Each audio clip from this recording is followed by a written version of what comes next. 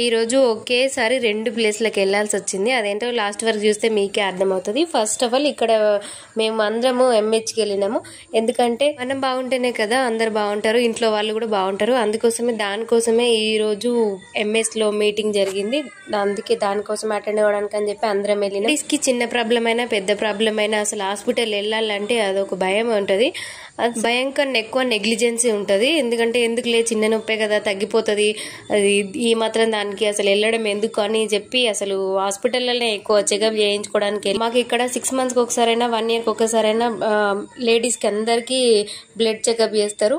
ఇక్కడ blood checkup అయిపోయిన తర్వాత అక్కడ నుంచి మళ్ళీ స్కూల్కి వెళ్ళిన. స్కూల్లో కూడా మళ్ళీ ఈరోజు పీటీఎం ఉండే.